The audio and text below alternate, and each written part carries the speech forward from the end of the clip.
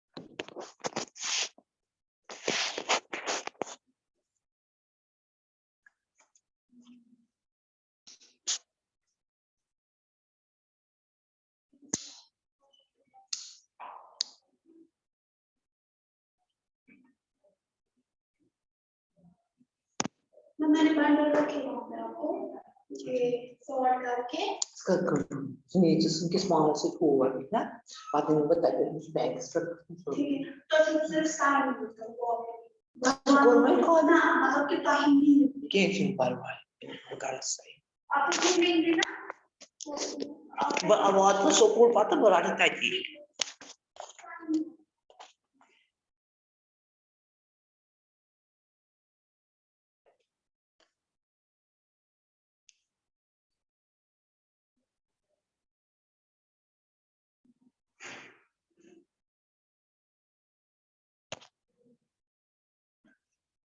चलो 9th class अस्सलाम वालेकुम वरहमतुल्लाहि वबरकातुहू 9th क्लास आप ठीक है सब अच्छे से हैं जी मैंने आप उन 2 लेसन्स के क्वेश्चन आंसर वगैरह भेजे हैं सब तो अस्सलाम वालेकुम मैम। हाँ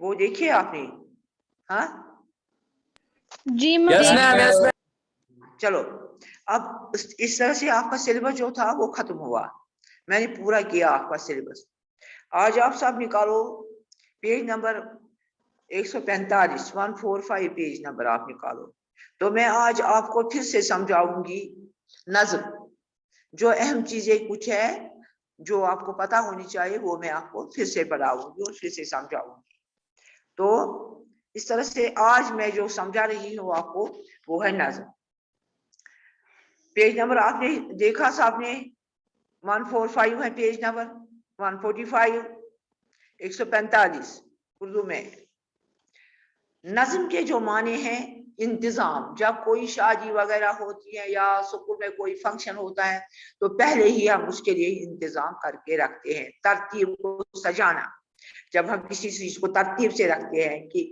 इसके बाद ये होना चाहिए इसके बाद ये होना चाहिए ऐसा होना चाहिए उसको कहते हैं तरतीब आराइश कहते हैं सजाना नज्म के लिए इंतजाम तरतीब आराइश 3 चीजें हैं आम माने में और वसी मतलब में जो आम वसी मफहूम है वसी माने जो है लफ्ज नस्र के मद मुकाल के तौर पर इस्तेमाल होता है ये नस्र के मुकाबल में जिस तरह नस्र भी किसी एक खास चीज पर लिखी जाती है नस्र तो नस्र के मद मुकाबिल के तौर पर ये इस्तेमाल होता है ये नज्म और इससे क्या मुराद है इससे मुराद है पूरी मैम आपकी आवाज इससे मुराद है आवाज नहीं आ रही है मैं देखूंगी ये भी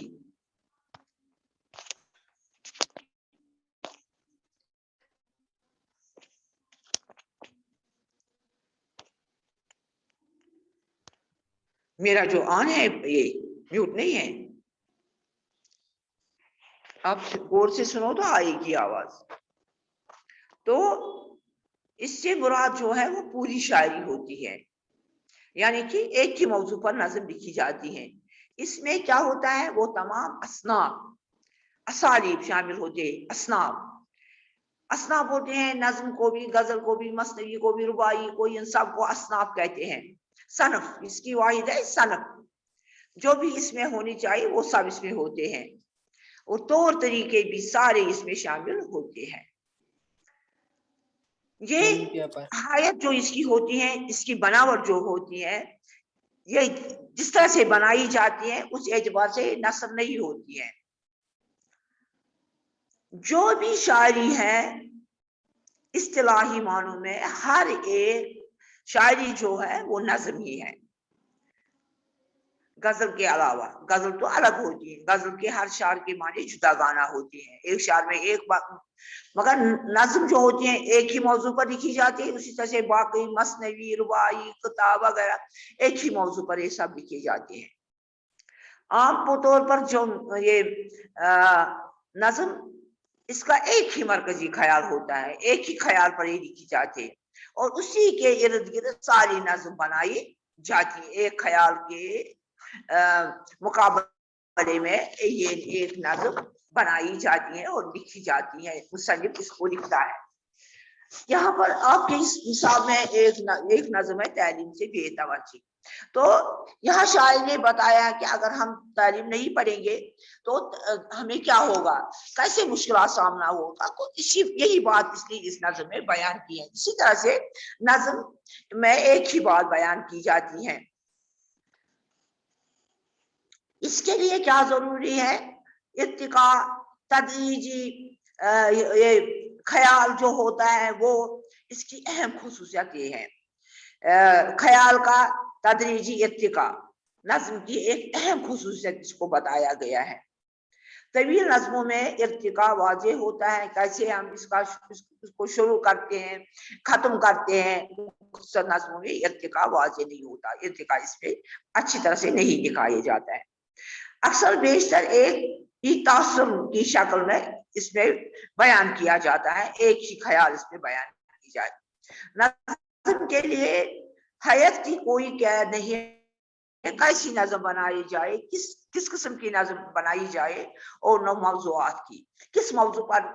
یہ شاعر کا اپنا تخیل ہے, خیال ہے کہ وہ کس موضوع پر نظم لکھے گا.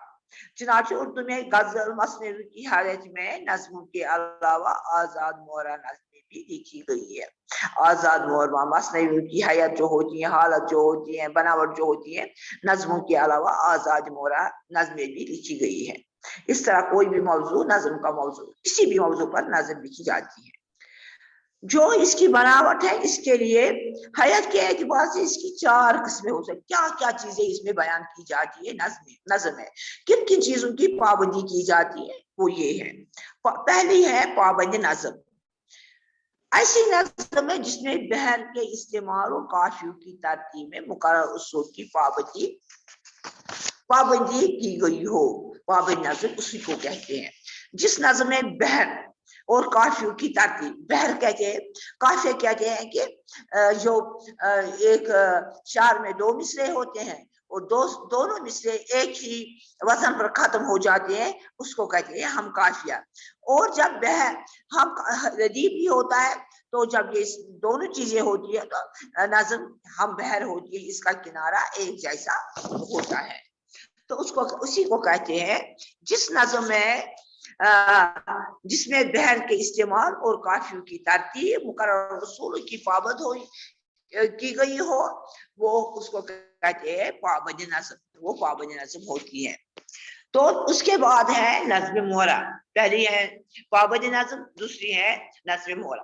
ایسی نظم جس کے تمام مصرے برابر کے ہوں گے مگر ان میں قافیوں کی پابندی نہ ہو, قافیے اس میں نہیں ہوتے ہیں, قافیوں کی پابندی اس میں ضروری نہیں ہوتی ہے, اسی کو نظم مورا, وہ نظم مورا کہتے ہیں. اس کے بعد آتی ہے آزاد نظم. ایسی نظم نہ اس میں قافیے کی پابندی ہو اور تمام مصروں کے ارکان بھی برابر ہو.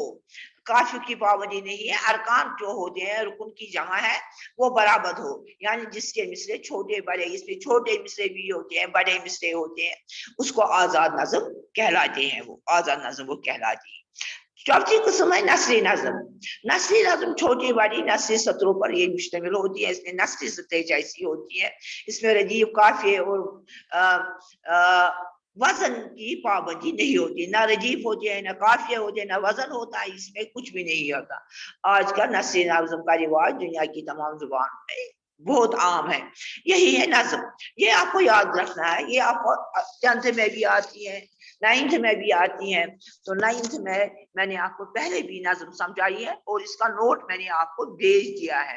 جو میں نے آپ کو کوشچن آنسر بھیجے ہیں تو اس کے ساتھ میں نے آپ کو اس کا نوٹ بھی بھیجا ہے. تو جتنے بجے آج جو بھی بچے آج یہاں پر یہ پریزنٹ ہیں کلاس میں,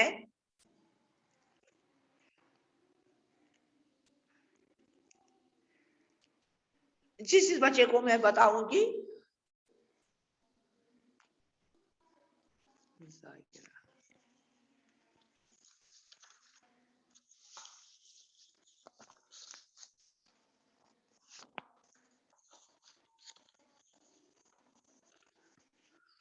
चलो पहले आफ्ताब, आफ्ताब पढ़ो आप नज्म को, नज्म पढ़ो आफ्ताब, आफ्ताब बेटा पढ़ो, पढ़ो पेज नंबर आपको पता है तो पढ़ो नज्म। चलो आफ्ताब, आफ्ताब आप नहीं सुन रहे हैं? आफ्ताब, आफ्ताब सुन नहीं रहे हैं आप? चलो Yes, ma'am. Yes, ma'am. क्योंकि आप जवाब ही नहीं दे रहे इसलिए आपको एब्सेंट लगाया मैंने। तो बिनिश रोल नंबर 11 पढ़ो आप। बिनिश, बिनिश आप पढ़ो रोल नंबर 11।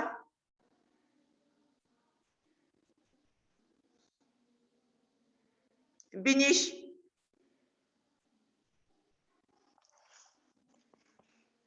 सीरत रोल नंबर 18 आप पढ़ो।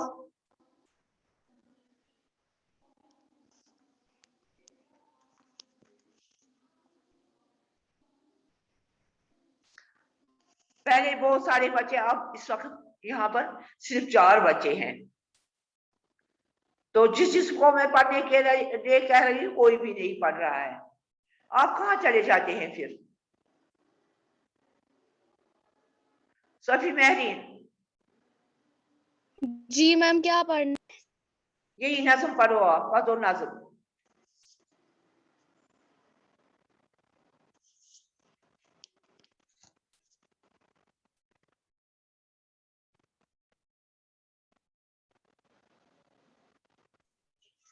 नज्म के लोगों माने मोती पढ़ना, आरास्ता करना वगैरह है। नहीं, आरास्ता नज्म नहीं भी है, आराइश, आराइश के हैं, आराइश।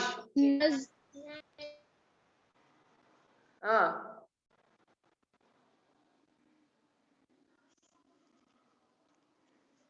चलो पढ़ो, शाबाश।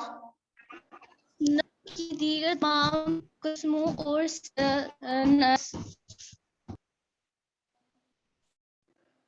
सनफों के अलावा नज्म की एक सनफ शायरी है जो नज्म की मरवजा किस्मों ही पर लिखी जाती है। मुकाबिल शायर या बंद की कोई की दर नहीं रखी जाती। ये नज्म किसी खास मौसू पर होती है जो वहाँ वो मजमून कुछ भी हो। नज्म का मेरा गजल से ज्यादा वसी है। नज्म किसी एक उन्वान या मौजू की तफसील होती है। गजल के जज्बात मदूद होते हुए भी मदूद होते हैं और एक में कोई जज्बा ही नज्म क्या कहा जा सकता है, मगर नज्म में एक ही मौजू की इतनी वसीहत होती है कि शायर और सामा दोनों सियार हो जाते हैं और मौजू भी तशना नहीं रहता। तशना वो कहाँ पर है? तशना आप क्या पढ़ रही है? मुझे समझ में नहीं आता है कि आप क्या पढ़ रही है। तशना कौन सा लफ्ज इसमें है? पढ़ो, आगे आगे बढ़ो। चलो, तशना कौन सा लफ्ज है इसमें? मैम एक्चुअली मेरी बुक है ना वो घूम गई है, ये गाइड पे पढ़ रही हूँ।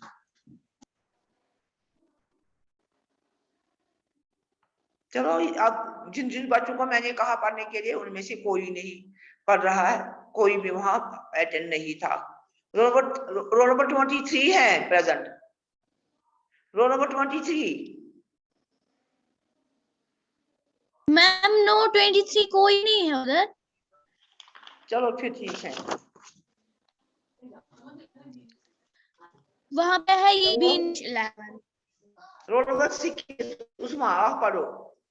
रोल नंबर 6 उसका भी नहीं है मैम,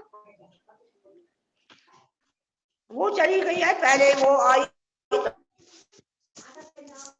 शायद आई थी, चली गई है।